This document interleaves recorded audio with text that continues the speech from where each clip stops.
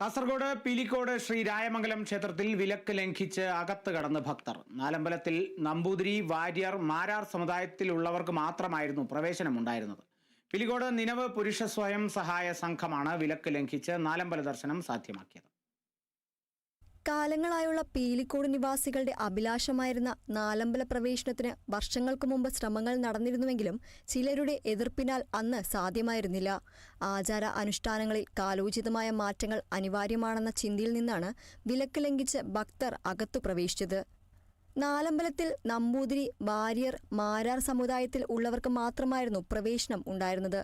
പീലിക്കോട് നിനവ് പുരുഷ സ്വയം സഹായ സംഘമാണ് വിലക്ക് ലംഘിച്ച് നാലമ്പല ദർശനം സാധ്യമാക്കിയത്.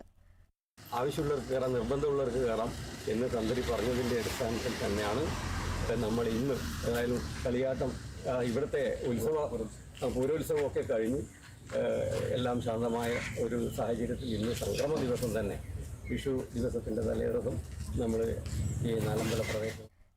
രായമംഗലം ഭഗവതിയെ അടുത്ത് ദർശിക്കാനുള്ള അവസരവും ഭക്തർക്ക് ലഭിച്ചു. Kerala vision news, Kasaragod.